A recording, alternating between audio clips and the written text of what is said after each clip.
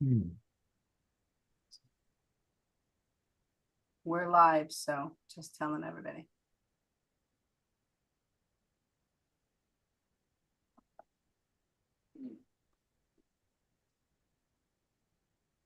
We're live, so just telling everybody.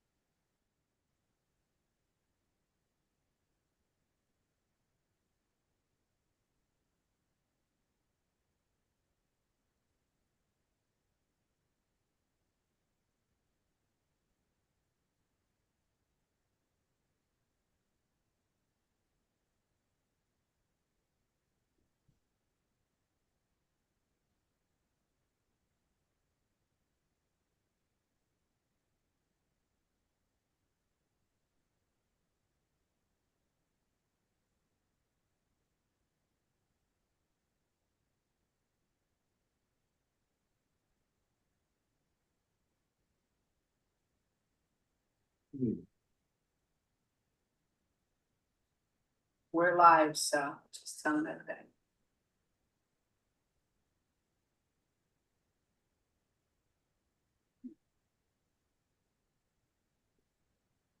We're live, so just telling everybody.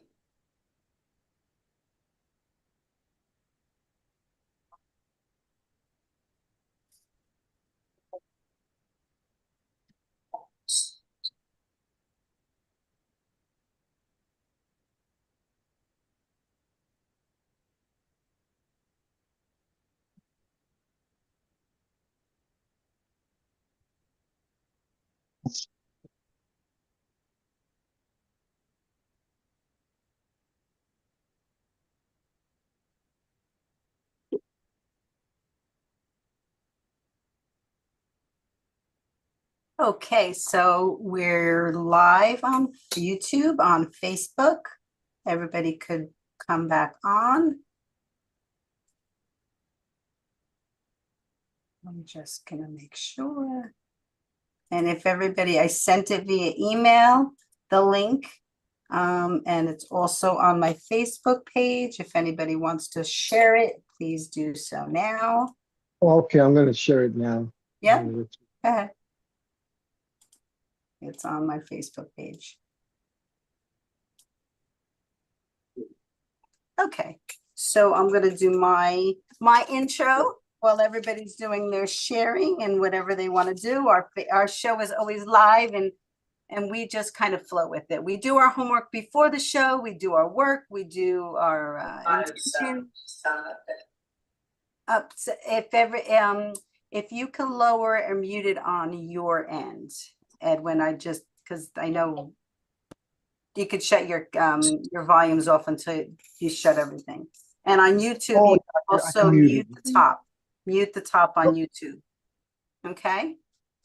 Okay, so here we go. Welcome to RenéMarie Stroke of Luck. I'm RenéMarie. This is going to be an incredible show called Continuing the Conversations, because I had a lot of dear friends on a few months ago and we just never finished what we were talking about. And we really wanted to continue the conversation. And in the meantime, Evan had shared a lot of Facebook. Everybody can come back on. Okay, so everybody had Evan had shared a lot lot of a successful singer named Charlie Williams. The link. Could you mute your Zoom for now while you're not talking? Perfect, thank you. Like I said, we're live, so we want to make sure everybody sees this, and I'm giving them a few minutes to share it to their networks. So there's no problem at all.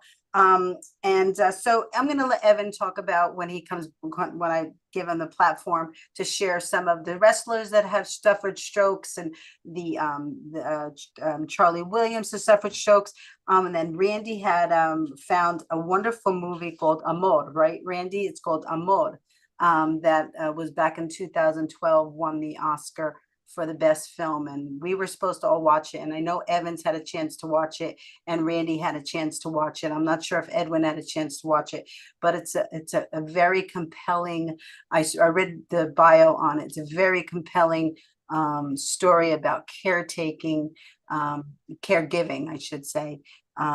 It's very compelling, and it's about a family that they were both pianists, I believe, and teachers, and and I believe the wife suffered a stroke, and it's just very compelling. And I'm not going to go into any more details because Randy and Evan could probably give better information on that. But what I tied into the show, and of course we have Edwin on the show, who's a very dear friend, and his artistry is just phenomenal. He's booked all over the place and singing. I'm going to let him share what he's doing now. And he actually was, he did a movie, a Brownsville Bred, that was very compelling and a wonderful movie, which I did have a chance to watch. And it was really a wonderful movie. And what touched me was a lot of different factors, but just the relationship between the daughter and the father. And I had a very close relationship with my father. So this show ties into every single avenue of Stroke of Luck and RenéMarie's Language of Love. And one of the things that I want to share with everybody is that, my show now is called Unconditional Love.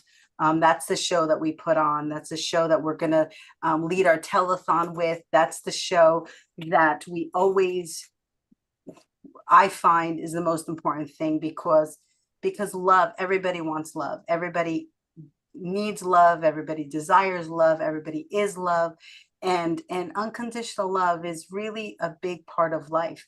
And this show, in every single aspect of every single area that we're going to touch today, really relies on love.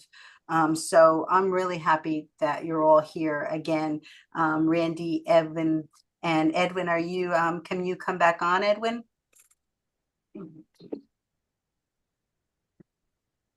Edwin's probably doing his back end work. So I'm going to I want to welcome everybody, Evan and Randy, and of course, Edwin, to the show. Thank you so much for taking the time on a Sunday. I know it's hard on a Sunday because it's usually a family day and you go out and you do your thing. And so I'm so happy to have you both here, and Edwin as well. So Evan, I'm gonna let you start out with, because you had submitted to us three entertainers and athletes that had suffered strokes. So give us a little bit of information on that, and we're going to be touching base with them to get them on the show once we finish this show. So go ahead. Sure. I was an associate producer on the movie The Wrestler with Mickey Rourke, Darren Aronofsky, the noted director, and I've been involved in the wrestling industry for many years. We also did a movie, 350 Days. Bret Hart is the star of that movie, and Bret Hart suffered a stroke. Yep. And it pretty much ended his wrestling career. I mean, he's done some on-camera stuff, but not actual wrestling. And yeah, so one of the biggest names in the history of the wrestling business did suffer a stroke, and it happened.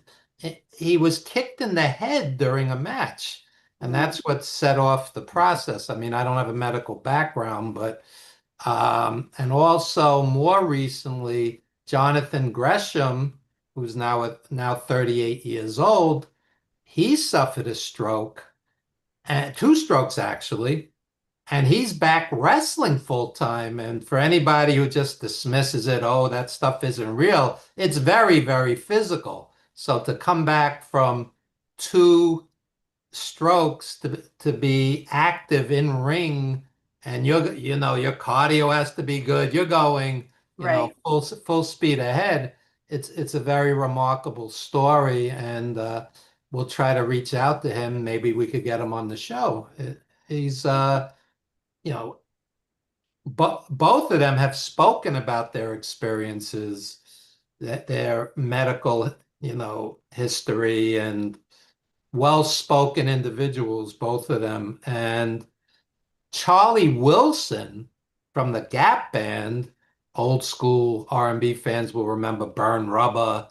Uh, you dropped the bomb on me. I mean, really, million selling artist who went solo, and he's still in his 70s filling major arenas. I'm talking arenas headlining.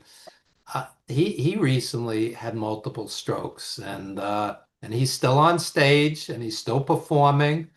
And yeah, I mean, people have very inspiring stories, coming back from real setbacks. And But Evan, I think that I know that they shared their story, but we'd love to bring it to our audience because that stories really make a mark. Like people want to hear stories to how they came back and actually what they did when they knew they were suffering a stroke, because stroke, there's a 4 hour a window, 4 hour window to get help. So that would be very interesting to ask them those questions to bring some information and stories to everybody. So I can't wait to really connect with them, even if they're unable to join us, to do a little video clip that we could show and just to talk to our audience. So it's really good. So thank you. as my late mother would say, the worst they could say is no. I hope not. We don't like to go in that direction. We like to Yeah. keep positive mind You thought. pitch three people, somebody will say yes. Yes, when they're on the show, that's how we do. Right. When they're on our show. Right. So that's good. Thank you, Evan. Edwin, hi, how you doing? Okay. Oh, yes, you turned your camera. So one of the things that when you were talking about Charlie is what went into my brain right away was, 2 years after my stroke, I could not sing. And that was devastating to me. When I suffered my stroke, I never had, well, I shouldn't say that because I did have depression, but I wasn't aware of my depression. But I thought that I was always very upbeat and positive and like never focused on anything negative. But one of the things that was difficult for me was my inability to sing. And I wanted to just get Edwin's thoughts on that, because I know that music is your life, and music, even though I have never done music as my full-time career, it has been I wear two hats. I wear my day job and my foundation and my love for music as my second hat. They're equal in value, but when I wasn't able to sing, it devastated me. So Edwin, just tie into that a little bit. Share, like, to put yourself in that place to be able to, but he can still sing. Evan said that. Yes, he's still touring, he's still active. Yes. But that's what went through my brain as soon as you told me that, because when I wasn't able to sing. So and I know there was another singer, I forgot her name. She was Spanish. I don't know her name, but I know, and she actually passed away recently, that used to sing and was unable to sing because she suffered a stroke. I'm going to find her name. But Edwin, tie into that for us, and then we're going to go to Randy about his movie. Yeah, well, for any artist or any individual that has a practice in their life that, of course, sustains them, whether it be, financially, whatever, it's always going to be a burden of some sort. They're going to feel incapacitated. And with singing, with any expressive practice, it's you feel it even more, because I would say, because you're talking about something that serves you emotionally, spiritually, something that you rely on, that would serve as an emotional outlet, even for yourself, a therapeutic tool, an expressive one. So it is difficult. It is. I remember when I once got pretty sick like that, where I couldn't even sing. I sang in my head. I picked up the guitar and I would just even practice singing in my head, just hearing myself, imagining, till I got better, but it's very difficult to go through that. I imagine, with him, he's probably using techniques, Yeah, to get by falsettos and other parts of your vocal department, to keep yourself going. And that can be crafty and beautiful too. So yeah. I'm sure that that's partially what he's doing. You get creative, and you push forward. Yeah, you know what, and when I'm actually learning that because I always thought that if I couldn't sing and I couldn't hit the high note, I couldn't do my performance. But that's not true because you can always put it at a lower note or just craft it to be able to do your performance. I went to see oh my gosh, she's a female. I'm terrible with names. I'm so sorry, and especially when I'm tired. Um, Lauren Hill. I went to see Lauren Hill Oh, wow. in New She's great. York. She's a good vocalist. Yes. And but she had a cold and she was Oh, drinking tea. But she did mm, that. She actually was crafting, and it's such an artistry to do that, to be able yeah, to do what you're doing, even though you have to change it and to do it so quickly. It's very a wonderful thing to be able to do that. yeah. Yep. So I think all of, Randy, Evan, there's always some kind of an obstacle that can get in the way when you're in this creative thing, because it's not just a physical thing, it's an emotional thing. And you sort of have to set your stuff up to make it work for you. So I imagine even Evan and Charlie and Randy as artistic individuals, how they might find coping mechanisms to work around that. Yourself, you have to find a way. Where in your case, it might be, as far as hitting the high note, might be using falsetto. right, right, right, Uh, Maybe as writers, they use their very pain or their whatever they're going through and somehow include it in their work, or use it as a vessel to create more. Uh, it's an empathic tool, you might right. say, that they're using. Because when I read some of Evan's work, there's so much emotion in there. And Evan is a very centered individual. You see him in front of his students, and you don't see so much of that. He's very focused and professional. But then when you read his work, it's very emotional for me, Thank you. and I'm sure for many others. So I think that you can experience that side of Evan through his work, is what I'm saying. So Hmm. I could tell that, and I'm sure he has, because I know him personally. He's gone through some things, and then he's used those experiences. And forgive me if I'm wrong, and correct me, Evan, if I am.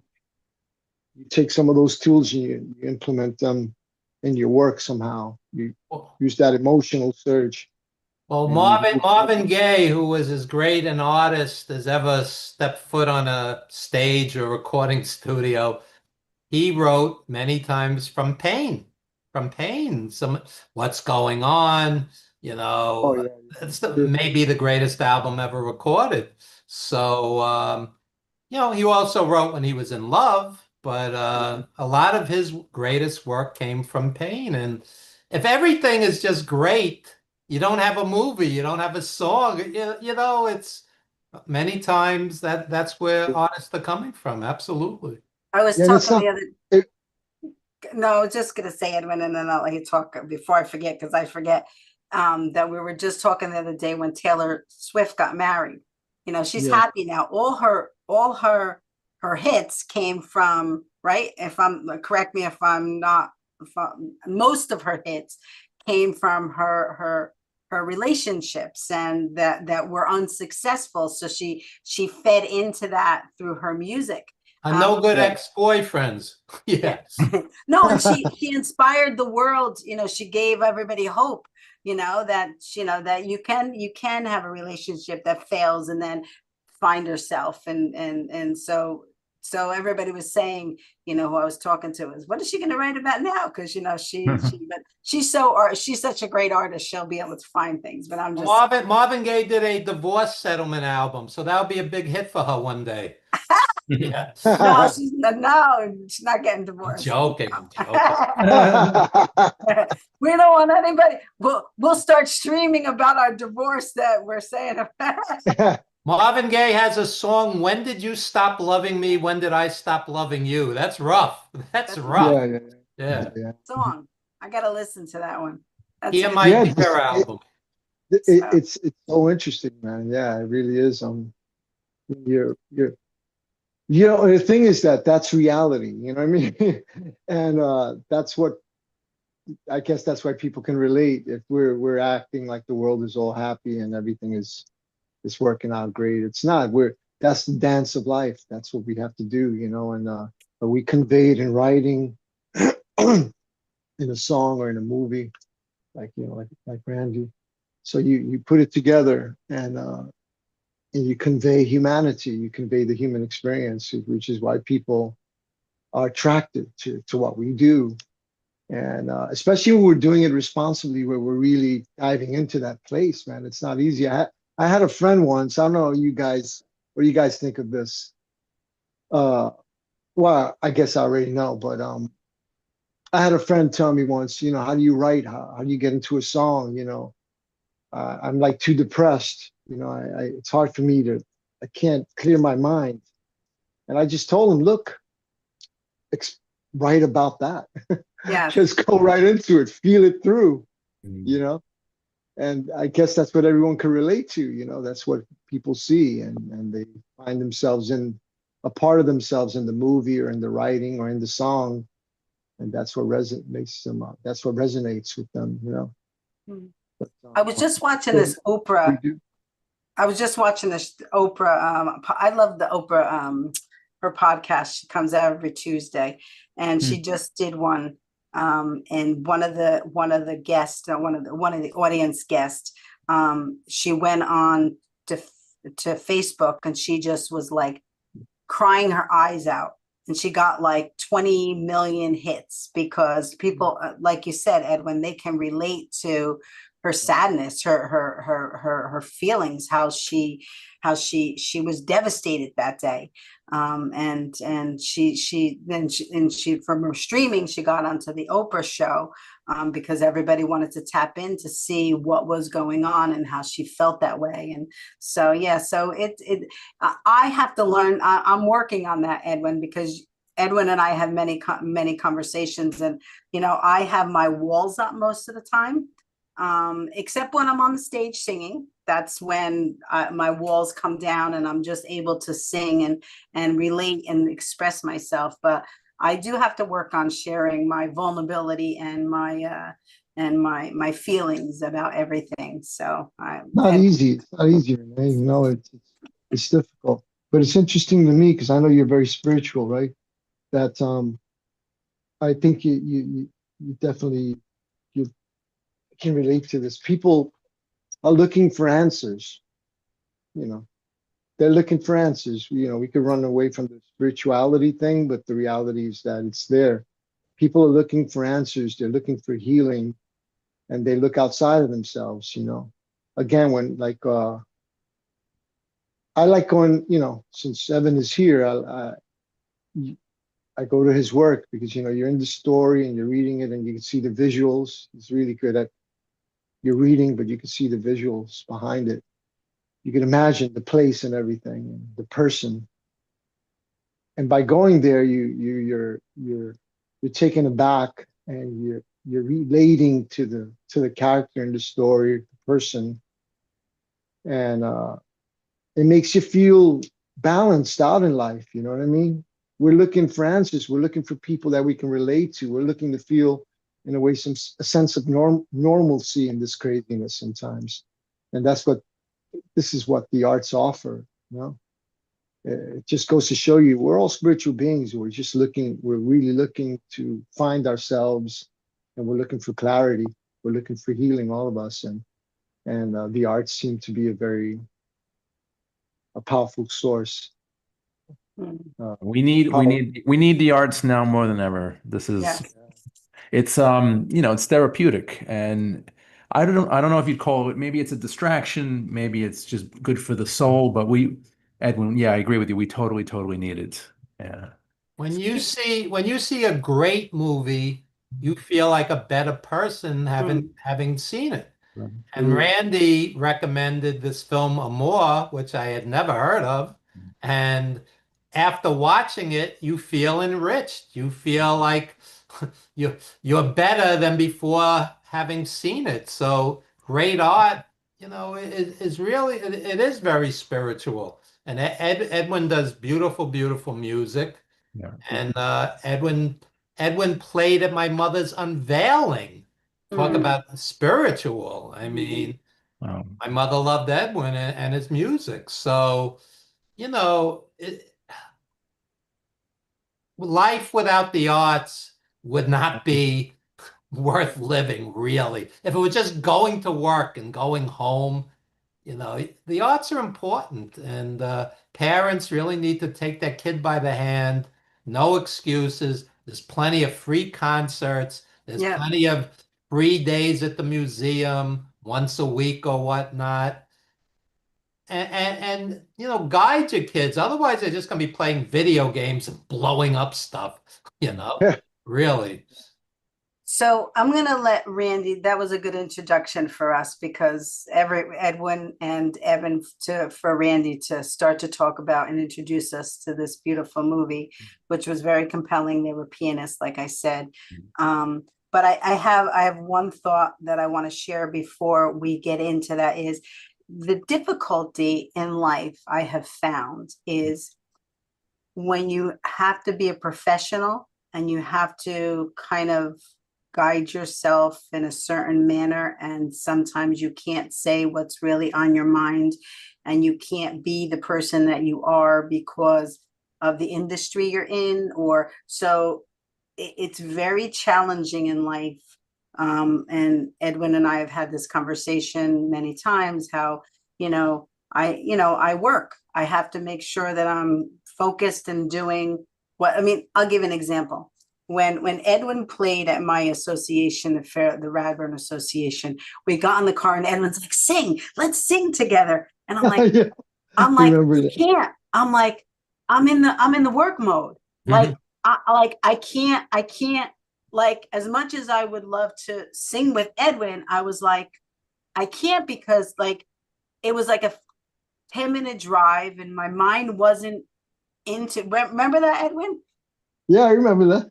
And he's like, he's probably thinking, is she crazy? But like, so I understand a lot of, like, even Randy, you have a day job, right? So you and you're, I mean, sometimes, and I'm blessed now because I'm in a company that is allowing me to incorporate some of my singing mm, into the job, because I just sang at Make-A-Wish. They did a big happy hour for Make-A-Wish.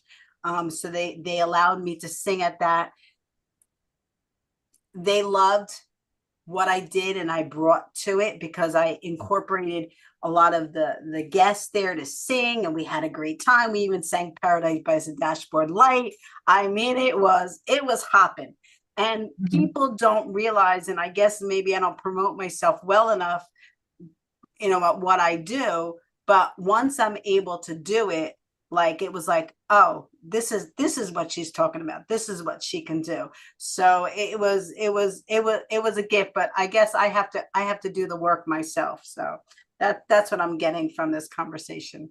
So Randy, tell us a little bit, really introduce us to this beautiful movie, which, ties into my unconditional love because from the I didn't have a chance to watch it. Like I was telling Randy, most of my pre-work is done in the car. I listen, when I'm driving, I listen to music, I listen to movies, I listen to this, but this was in French and Yeah. had captions. So I was unable to drive and read captions at the same time. Oh, well, you definitely have to carve out 2 hours of your time because this movie is totally worth your time. It's from 2012 and it won the Palme d'Or, which is the top prize at the Cannes Film Festival. It also won the Oscar for Best Foreign Language Feature, and it was basically many, many more awards and accolades. It is French, like you did mention, and it focuses on two elderly former music teachers who one day, out of the blue, the complete nowhere, the wife has a stroke. And now it's up to the husband to basically care for her and act as her nurse. And it's just a beautiful film. It's brilliantly directed by a gentleman by the name of Michael Haneke, actually pronounced Hanukkah, like the holiday. Mm, French filmmaker. Actually, no, is he French? Sorry. He is a very gifted filmmaker, and he did a great job with this film. The performances are great too. I'm not going to butcher the names. There's a few fantastic French actors here.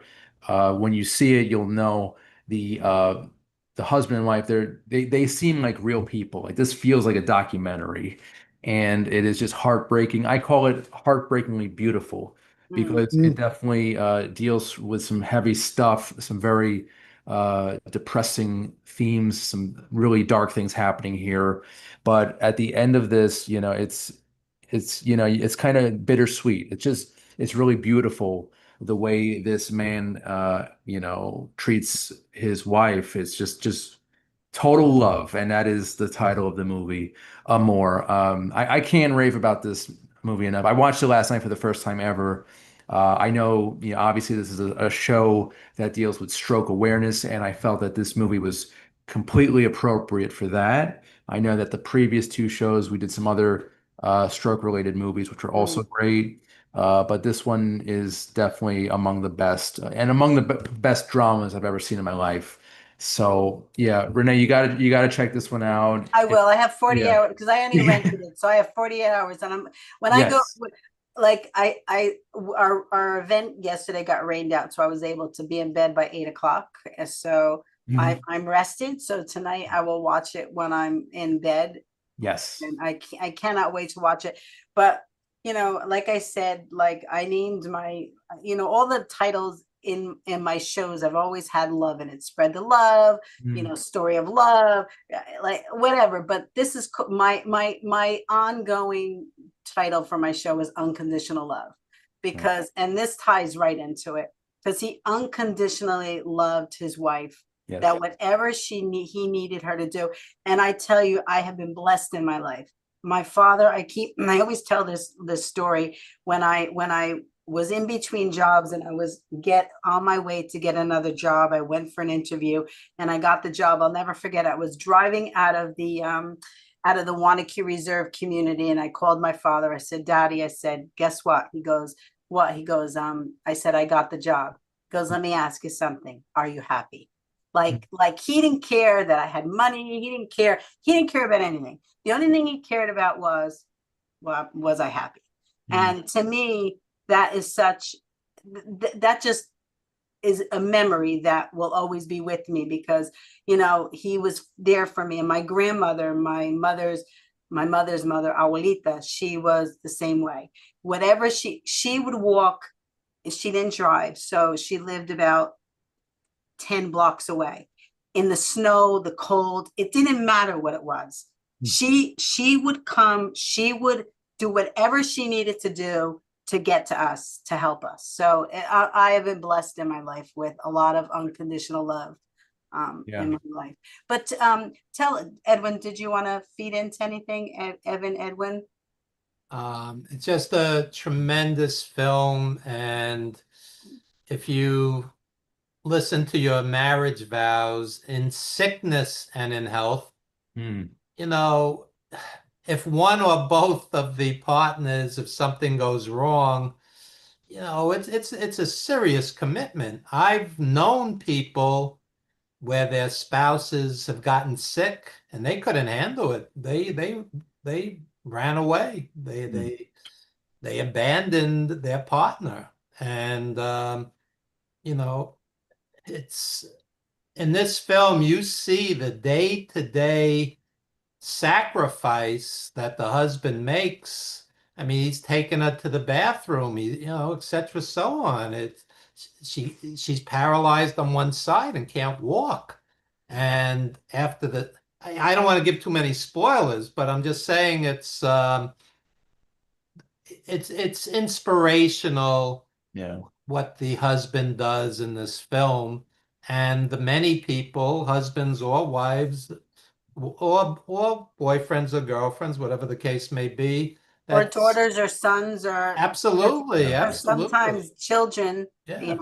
have to take Let, care. Yeah. let me just add this. When my mother was dying, I would visit her 5, 6 days a week.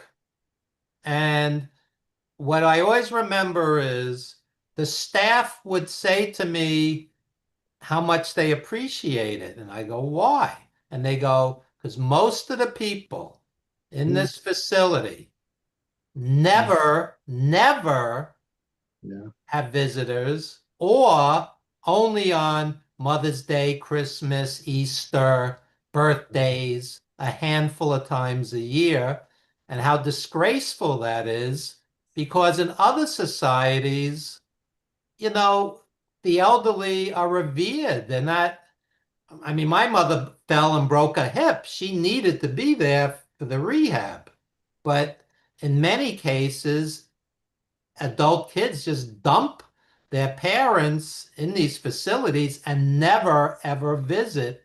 And it's a shame on them. Yeah. And they're worried about the inheritance or whatnot, but they don't have time to visit their own mother Right, and right. father.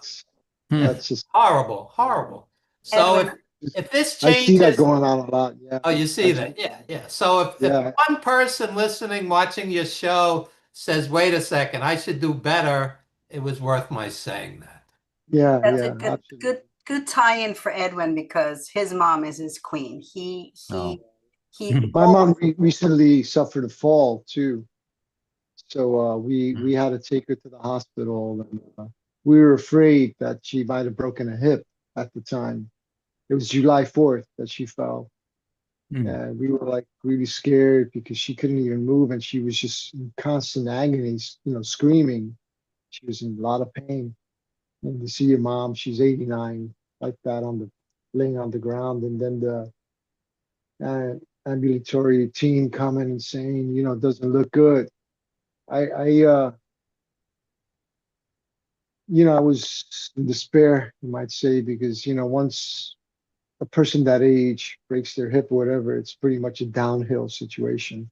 hmm, But I I got it was a gathering, a party, and everything. My sister took her to the hospital, and we remained in contact. And I prayed with my brother David, who's schizophrenic, but he's doing a lot well. And we prayed for like an hour, and we kept hearing back from my sister saying that even just to get her to get the X-ray was hard, and then they had to do a CAT scan of everything to make sure everything was okay. We prayed for everything looked like was going in a bad direction. But I told my brother keep faith, and I know this is not a religion show or nothing like that, but I do know you're spiritual, and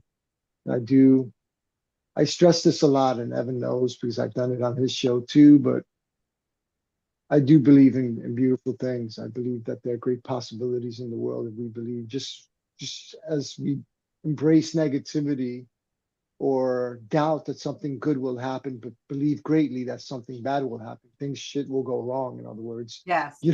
we'll believe that, but often we don't want to embrace the possibility of something beautiful and great. Well, we prayed for an hour. We kept praying and checking, and the results returned. And at first they said it was a fracture of the foot, a slight fracture. We're okay with that. We'll deal with that. Yeah. Then the next morning they did another test, and she was completely cleared. CAT scan, X-ray, no bone broken, except, she was badly bruised. So we had to bring her to a rehabilitation center, and she's doing good. And Evan, it's true. I'm there every other day or sometimes consecutively. throughout the week, and you see it's true. You see these people and they're not being visited. In fact, you're right. They thank you. They're like, there's 8 of us the last time they're visiting my mom. And it's heartbreaking to see that. It's hard. It's hard to see people go through pain and know that no one's there for them. And also, the thing is that people don't want to deal with it, but it's part of what love is about, man. You carry each other. My father, died of cancer. Rest in peace. And I dealt with that for like a year and a half, and it was hard to see him suffer. Getting the chemo burned. It's like hot liquid or something going to your veins. But you stick by them. I mean, at the end of it, I wish I could have done even more. Really, I don't feel I did enough. But the fact that people just don't even show up and also duck out, that's heartbreaking. It really is. When I used to, because I used to perform at a lot of assisted livings, because that's what before COVID, I sang at a lot of assistant livings and nursing homes, and it would take me 40 minutes to wake them up when I got in. And I would go in with high-end music initially to kind of get them engaged, to make them feel, and when I did it this past time, I did it for Diane Bromberg's Senior Resource Group event.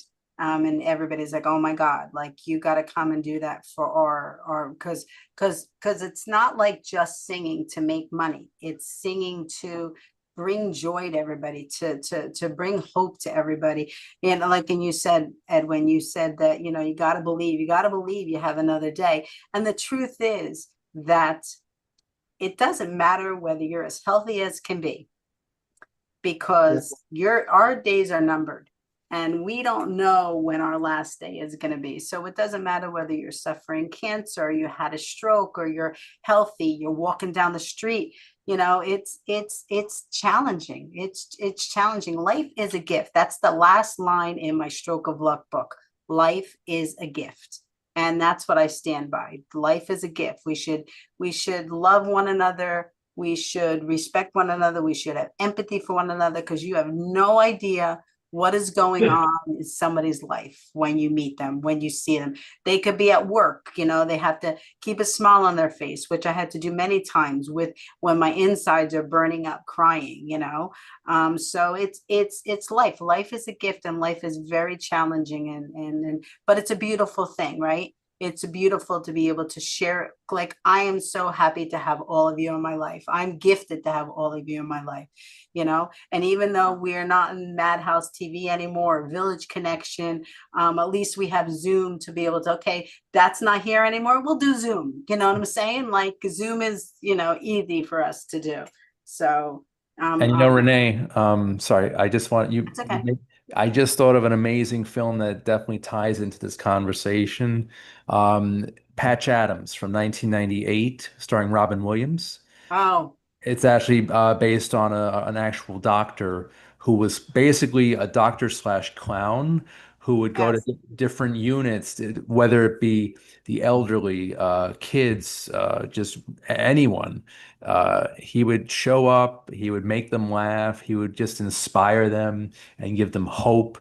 And it's just a really, really beautiful film. And every time I watch it, I do tear up a little bit. I'm not gonna lie.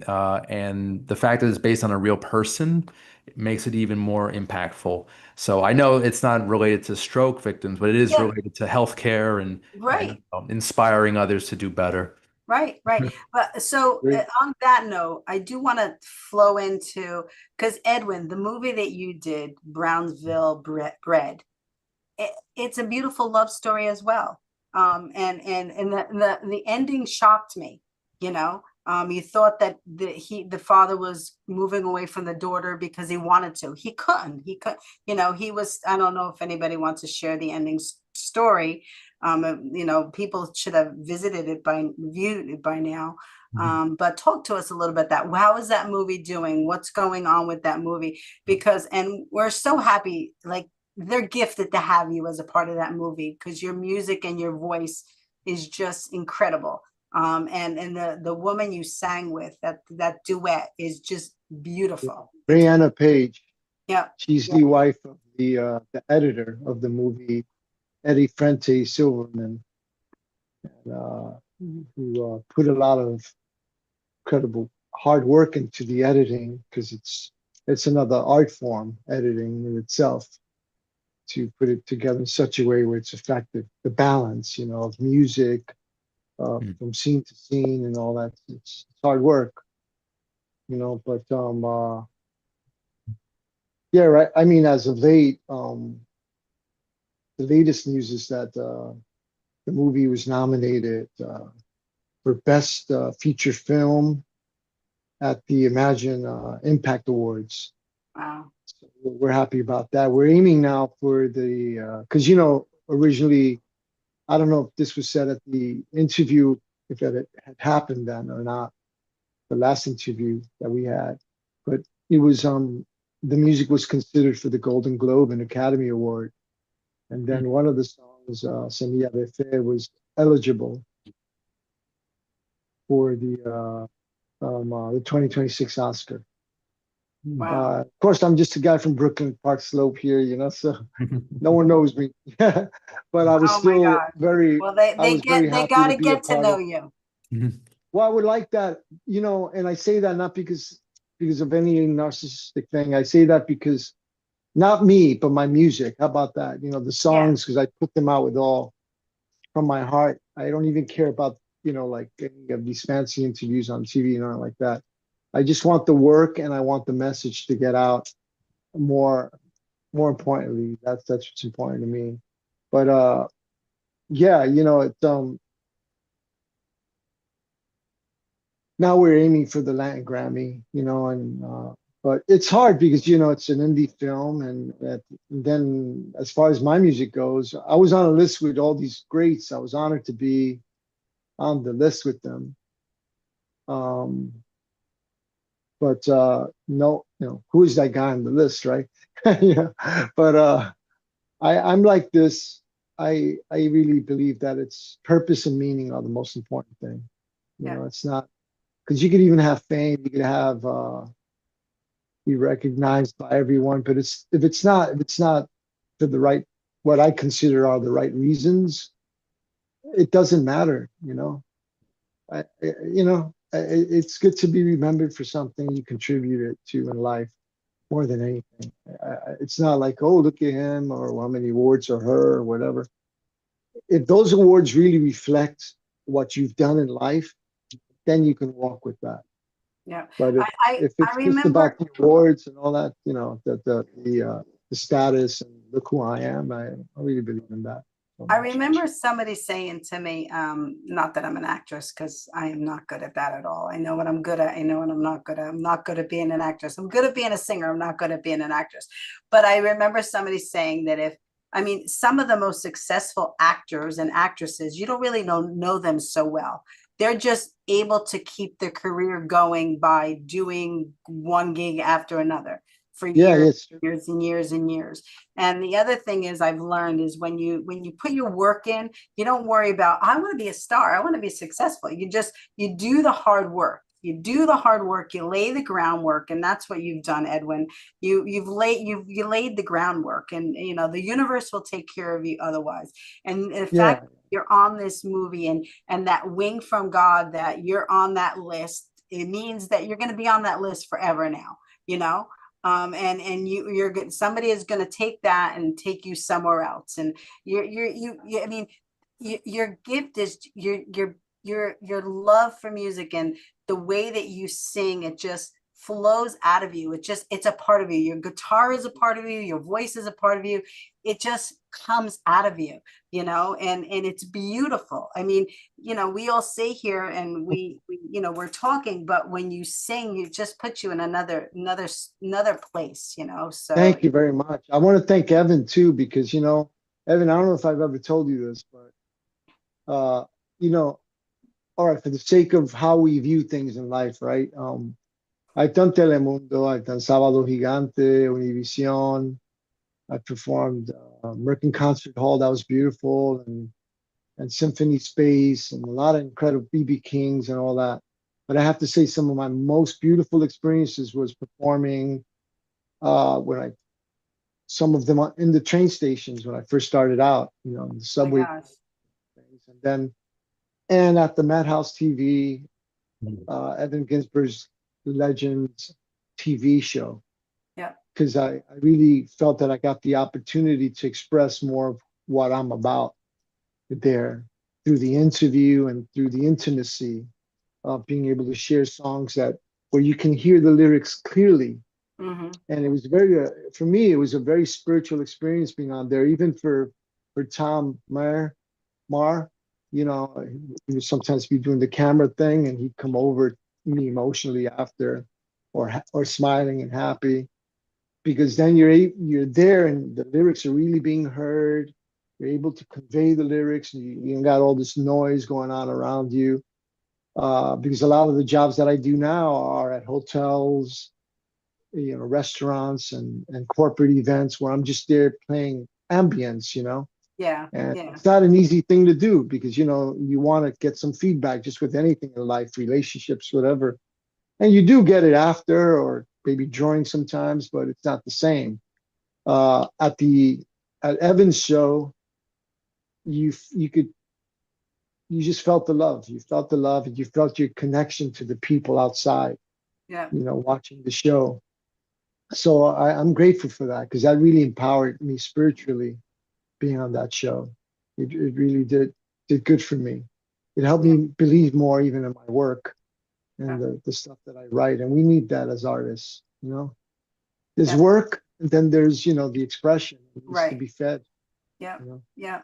And that's why I always believe that we should get you into communities, because communities are sitting and they're watching you, so you could do your show, Yeah. rather than just be the background music or just singing for, you know, for and I love to sing. It doesn't matter if I sing in a paper box, it doesn't matter if I sing to a million people, it doesn't matter, you know, because to me, I'm singing, letting out my emotions, and, you know, singing because I love to sing. But to have that platform, and you're great at that, Edwin. You're great at connecting with everybody, and just, you know, and reaching every single person, because I've seen you in action, at not only at Madhouse TV and with Evan, but with at Radburn. Like, people Yeah, just, Rapper's been fun too. That's yeah, another one I look forward yeah, to yeah. I mean, you because you just, got the people sitting on the grass and it yeah, becomes a very beautiful, and it's yeah, outside. yeah. I And really enjoy that a lot too, yeah, we'll get personally. you back. We'll get you back. But it's almost like, you know, it's almost like, and this is how I am. Like, yeah, I start to sing, but then I get into that space. Okay, this comes into my mind. Let me share this. And you're able to tell your story through the music and through your words. So you're incredible. We're gonna get you places. You're I getting think places where we're you're, all coming from somewhere, you know, and we're all doing our work, and it's we have a story behind it. I really want to get to know Randy more yes. personally because I wonder about where, you know, how he what drove him into what he's doing, you know, Oh, even as a young man, you know. I mean, I've been a film enthusiast all my life. 4 years old, I saw my first movie in theaters, Ghostbusters 2. And since then, I was hooked. And basically, kind of things got rolling in high school when I started writing for the paper there. That segued into college, where I wrote for two papers there. I wrote freelance after college for a few websites. And then actually, I met Evan through a mutual friend, two mutual friends, actually. So it was like all about the connections. And then Yeah. Evan was gracious and kind enough to have me on his show every week, do a little segment there to review some films. And then after that, I started to do my own show at Village Connection. And from there, that kind of just evolved into what I do now, which is on Manhattan Neighborhood Network. Wow. Oh yeah, yeah. I've done work with them. They're There's great. Rena Valentine that does the show there too. Okay. Do you know Yeah, Rena Valentine? I don't think so. No. Yeah, it'd be great if you guys met. You Is know, that it? That's another musician?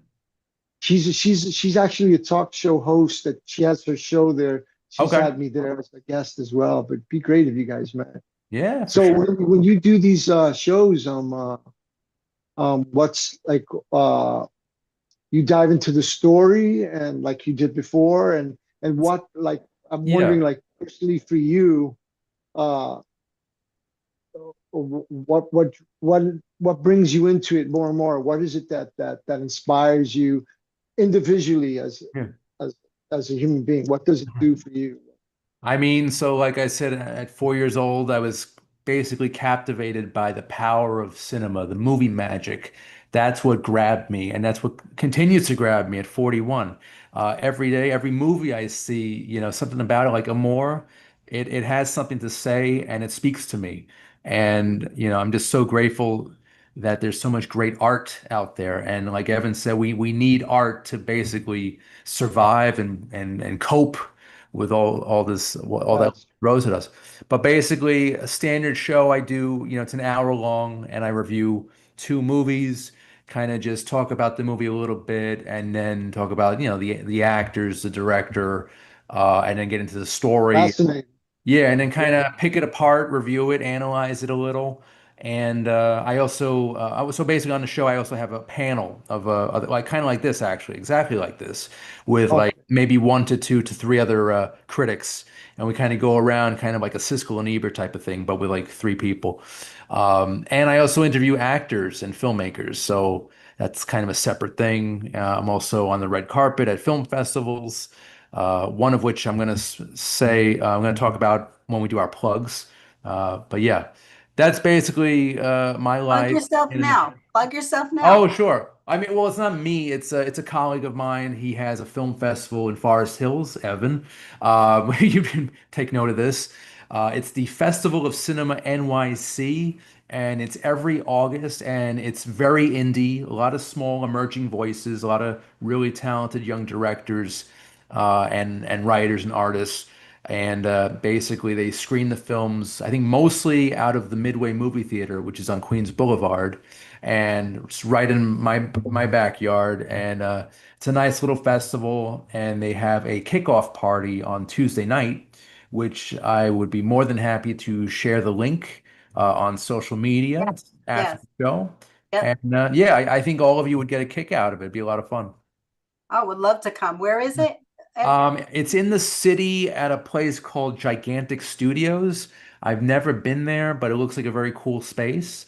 And yeah, it's really nice. I'm sure there's gonna be some great talent there, a lot of great emerging filmmakers. So that's What Tuesday day night. would that be on? Oh, That's is this it Tuesday. Tuesday?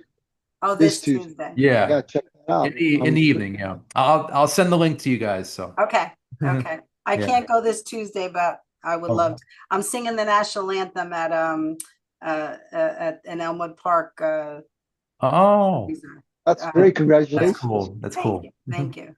So Um, so and and yeah, guys, there's always events going on. I'd love to keep you guys and yeah, whoever, Yeah, keep us in please. the loop. I would yeah, love to not only to have you guys on the show every quarter or something, but really to meet you guys in these areas so that we could start supporting each other and whatever Yeah, we can do great. and photos and social media, that all and I believe that the better in numbers than solo, better in numbers than solo. So Renee, you got to do something at Manhattan Neighborhood Network, MNN. okay. Are you familiar?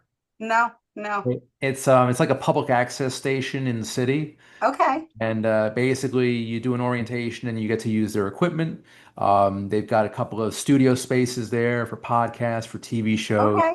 I Okay. think I think that would be perfect for Stroke of Luck, Oh honestly. Yeah, my God, yes. Yes. Uh, Well, yeah. connect to me and, yes. and let me know via, email, because right now I won't remember. Uh, Okay.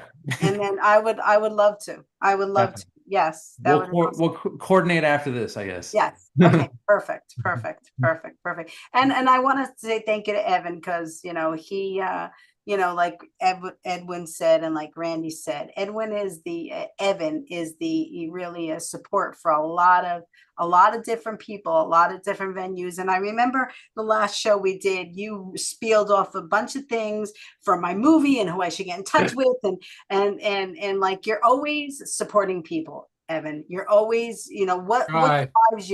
drives you to do. I mean, I know that helping people is a part of all our natures.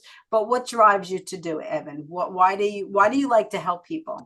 It's for example, as an educator, teaching adult ESL, English Second Language, for 36 years, and I'll bump into a student on the street, on a train, on a bus, because there's been thousands and thousands of them. Yeah.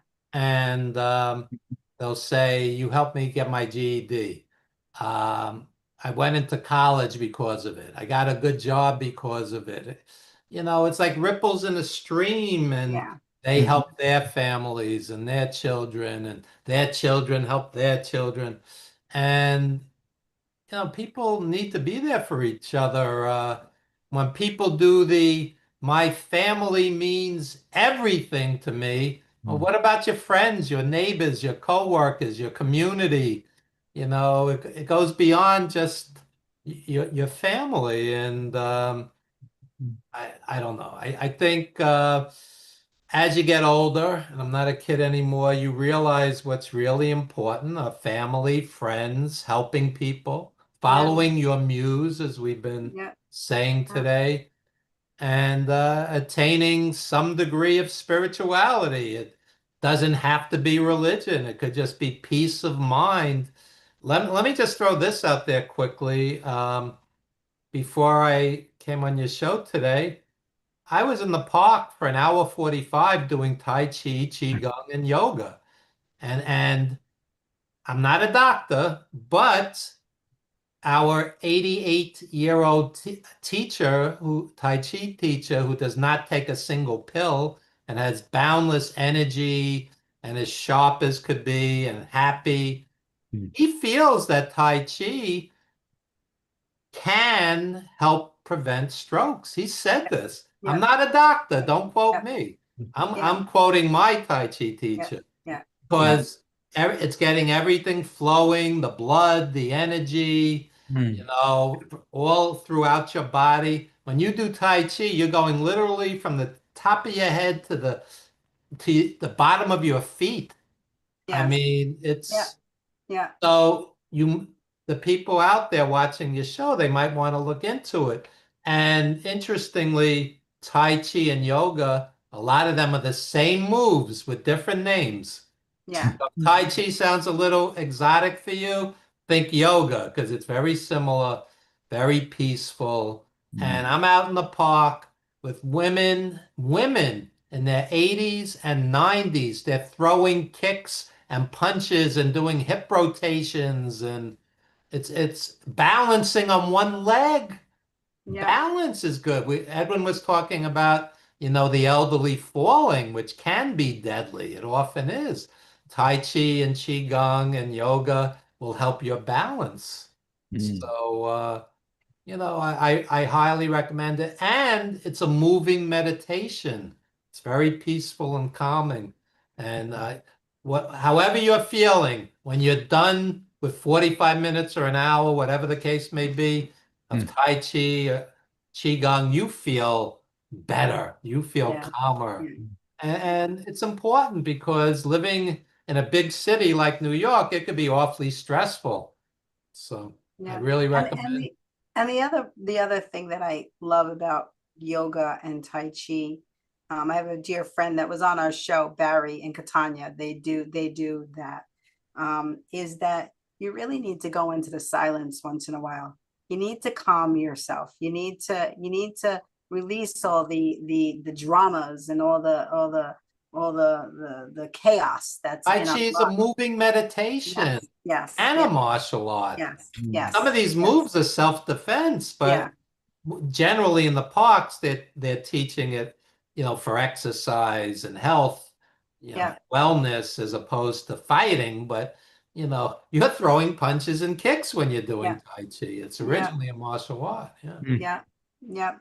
Um, before, because it's already 11:20, which doesn't matter to me, but I know I don't want to keep everybody longer than I promised, but I do want to. I haven't booked it officially yet. And I have not spoken to my board and all that kind of stuff, but I'm looking to do my Unconditional Love telethon concert on June 6th. next year. It's a Sunday, so please mark your calendars. I would love Randy to do a red carpet thing there. It would be incredible. And Evan, you could sell your books, and Edwin, you can come and perform with me. And you know, and so I really want to, this is, and you know, it's important to, I always like to do things with people that I'm friends with and that have been in my life. I don't want to go out and get new people. I want people that are part of my life. And I share that because, you know, when I like to grow with people, and I like to keep the same surroundings around me to work with. You know, it makes it a blessing. It makes it a blessing. It makes it fun. It makes it more inviting and more good. And then I also, I don't want to share this too much, but I just spoke to someone. Someone passed away, and she was very popular in the town. I just briefly spoke to her son, so we may be honoring her as well, like we did with Jim and Alan at the last Unconditional Love concert. So it's really going to be a remarkable, really a compelling, remarkable show. You know, so I hope that you'll mark your calendars and be a part of it. It's going to be really important, compelling. So. Edwin's smiling because Edwin was on the beginning floors of my Unconditional Love concert, with as a little inception in my brain, you know. So anyway, so I'm gonna let everybody share their last thoughts, comments, where we could find you, where you're performing, where you're doing whatever you're doing. So Randy, you go first. Well, before I do that, I just want to mention, I know Edvin talked about his mom. I want to talk about my mom too. Oh, yes. You know, she and my dad, but my mom and she's my buddy, and I hang out with her as much as I can, healthy or sick. And you know, I just love watching movies and TV with her and just visiting her as much as possible. You know, whoever's watching, do not neglect your parents. They are the ones who brought you into this world, and they deserve your love and respect. So just be with them as much as you can. So yeah, just want to throw that out there. As for plugs, you can check out Under the Radar on Manhattan Neighborhood Network, MNN, every Monday at 11 a.m. Eastern.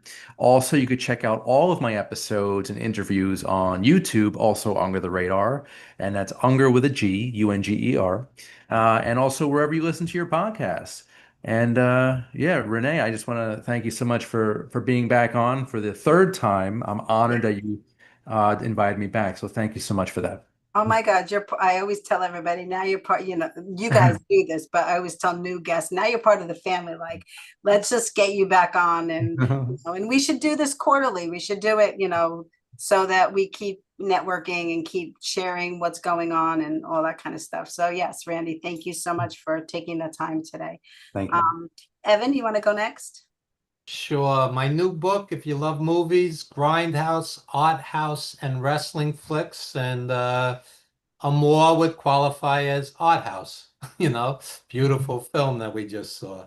And my previous book from last year, Wrestling Rings, Blackboards, and Movie Sets. There's 100 stories about very short stories, vignettes about juggling 3 careers as a teacher, filmmaker, and agent in professional wrestling with these big bruising guys that used to headline Madison Square Garden. And you get to know them as human beings. And yeah, and our podcast is Wrestling and Everything Coast to Coast. Recently, we had on, she's inspiring, Mamie Van Duren, 95-year-old movie actress, and she still looks beautiful. Beautiful. 95 years old. Wow. So, yeah, she was recently on the show. So it's wrestling and everything. It's arts and, you know, and yeah, that's pretty much it. I'm pretty easy to find on social media, and we appreciate you having all of us on, Renee, and it's Oh my gosh. we go Yes, back a long we time do. at this point. You don't realize how long ago some of those shows were. It was 2015 that I did my first telethon, my Over a first decade. telethon Yeah. in Madhouse TV. So Yeah. it's a what 11 years, 11 Yeah, years yeah. that we've been connected, all of us. So and I keep asking Tommy, and Janine, what's her name? Tommy, Janine. Janine, yes, if to come on. Janine is like the nicest person on Yes, planet Earth. You yes, couldn't even like imagine getting into an yes. argument with her. Yes, yes. Yeah. And when Yeah. when somebody would get into an argument, she's like, okay, like she's so easygoing. She's Yeah, yeah, yeah. wonderful. I hope that they'll come. I hope they come to the concert. It'd be awesome to have them at the concert. Edwin, share with Oh, well, you have a yeah. long list of where you're performing, but give us a few dates Yeah, I just mentioned a few of the things. Well, first, again, I want to congratulate Elaine Del Valle on her nomination for Best Feature Film and at the Imagine Impact Awards for Brownsville Bread. Uh, and uh, and I want to thank also Canvas Rebel magazine for giving me a beautiful interview as well. Their magazine, which I will share with everyone as well.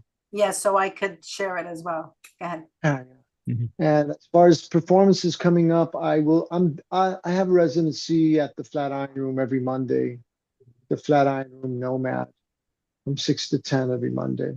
So if you're looking to dine and drink and relax, hear some background music, I'm there with either a violinist or guitarist or sometimes percussion and flute, but mostly duos. And then Thursdays and Fridays, I have another residency at Andas, uh, um, the bar downstairs and kitchen is what they call it. And it's another residency where I'm there solo with the guitar, and I love it. It's very intimate, gives me time to socialize and speak with everyone. It's really cool and hang out after even. So I'd love for everyone to come. That's from 5 to 8 Thursdays and Fridays in the city, Midtown, at the Andaz Hyatt Hotel. And then I'm going to be in Syracuse at the New York State Fair at the end of August, beginning of September, either the last week or the first week. I haven't gotten a date yet. But stay connected, and I'll send you all the other performances at restaurants, stuff like that. I definitely want to put something together more intimate, and I'm going to do that soon, either Okay. at the bitter end or the cutting room. Now, thank you, Renee, for giving us this opportunity to share again with Randy, Evan, yourself. Thank you so much for doing what you're doing, and I wish everyone well. I wish everyone success and beauty and everything that is beautiful as far as life itself. Thank you so much for having me again. Oh It's my an honor. gosh. And I want to thank all of you for letting us go there, like letting us put our guards down and really speaking, intimately and honestly and really to have this platform to not be so structured, to be able to share how we're feeling and to express things and to share the beautiful experiences and the movies that you're doing and the amor and the books that Evan had written, the Edwin where you're performing, and I really needed this today, and God always brings you what you need, because honestly I keep saying it, and I'm going to keep saying it because I never want to I never want to give up the hope. I want to do my movie. I want to finish my book. I want to, I'm sad to say I can't wait to 67 and a half to be able to retire and switch gears and do my performing first and my lifestyle second to still bring income. But really to be able to do what I love to do, and because it takes a lot of, everybody knows this, it takes a lot of dedication and focus on putting to write. I love to write. I mean, no, you guys probably don't know this about me. It's not something that I've shared. But I like to, like Edwin likes to get into that writing his music. I'm very good at expressing myself in tons of words and like, you know, and just I'm good at that. So I really want to finish my book, but my book I've learned I Evan Randy, did you listen to the podcast Barbara Streisand, the one that she did? It's 48 hours long. Did you? No.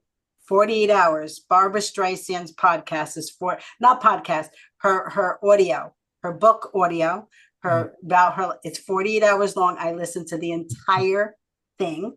I love Barbara Streisand. She's one of my idols. I look at her when she sings, I kind of learn from her. She's Anyway, like butter. She's like butter. yeah, yes. And I what I loved about how she wrote was she remembers every single detail. She gets into every, so my point is that when I'm writing, I can't just write a little block. I have to express how I am feeling and what happens. And so I'm working on it. I'm working on it. I'm promising everybody I'm working on it to get my book out and my movie. And thank you. And Evan, I promise I will get in touch with you when I'm ready to roll with that movie idea. Absolutely. Yeah, I mean, it's in my brain and I have it structured on my computer and I have files and all that kind of stuff. I just need to, yeah, because the truth is that when you this is why Wayne Dyer used to have to go off to Hawaii, like to be in the silence to really write, because you need to be able to flow. And every time I start to flow, something comes into my life. Well, So, let me make a quick suggestion. okay. So you treat writing like going to the gym. Just get up in the morning, 6 a.m., 7 a.m., whatever the case may be, before people are hitting you with emails and text and phone calls, and you treat it like that's your job, your mission, and Yeah. that's the way you get it done. You Yeah. put in a couple of hours before the workday starts, before the real world hits you, and Renee, you have a lot of goodwill. I mean, if I were you, I'd write a screenplay and do a Kickstarter and do your own. Look, Brownsville Bred, the movie that Edwin did the music for, it's a beautiful film. Yes. And it was done on 500 grand. It's Yeah. not a $200 million, Yeah. Marvel Yeah. superhero film. You could Yeah. do a low budget film that's quality and get seen. And I know people are going to want to see it because they're just, I know it, like I could feel it. I know it. It's something that's, I've always had bullets in my brain of things like the unconditional love concert, right? I've been pulling at different areas of my life, singing in different venues, singing this to get to this unconditional love concert. And it's still evolving. I'm still working on the presentations that go up on the screen while I'm singing and talking and all that kind of stuff, but that'll be evolving forever. But that, at least that was one of my visions. Edwin will tell you, like a long time ago, we spoke about that, and he was incredibly helpful in me getting that and really helping me to believe in myself and believe that it could get done and believe, that it was done. So that's been established. And through that, then I'm going to start to work on my movie, because my movie is extra inning that happened in my stroke. It's my bio. It's really my upbringing, what I did before my stroke, what I did during my stroke, and really I'm in the extra inning of my life. What do you do when you get to that extra inning? You're gonna quit, or you're gonna keep going? You're gonna fight to keep it going. So I really know that it will be successful, because it ties in music, it ties in sports, it ties in this. So yeah. Angela's Ashes was written by a retired school teacher in his 60s, and it was a million-selling #1 blockbuster. Crazy. Create art. You never know how far you could take it. Yeah. That's crazy. Yeah. Yeah. What's the name of it, Evan? Angela's Ashes. Angela's Ashes. Okay. #1 New York Times bestseller. Guy wrote it, Yes. He was in But his late 60s or whatever. Yeah. So I just want to thank you guys for allowing me to remind me to center myself about what I need to do. So it was a gift to have you all on the show. Keep me updated on what we're doing, where you're going. We'll all meet there. And honestly, it's a blessing. And sometimes we forget we're streaming live on the internet. You know, we're so like into helping each other. So thank you so much. I'm gonna on 3, we always blow kisses, but I really want to thank everybody for allowing us the opportunity to come into your homes or your cars or your radios or whatever you are, and listen to this show. It's really important. It really, you know what? We all want love in our lives. We all deserve love in our lives. We all are love. We all, even for people that do things that aren't correct. They're doing it because they want love in their life. They want attention. So let's all love each other. Let's be kind to one another. Let's be empathetic to one another. Think before you talk. That's really an important thing that I've learned, because words are very, very, very powerful. Once you say those words to somebody, that's what's going to be ringing in their head and their ears. They're not going to hear anything else, whatever you say, even if you apologize. So really think before you speak to somebody. So thank you so much for joining us today. What a remarkable show. This is going etched in my brain forever. So on 3, we always blow kisses if everybody feels comfortable. 1, 2, 3. Bye, everybody. Have a wonderful day. Bye. Bye. Bye, Randy, Evan.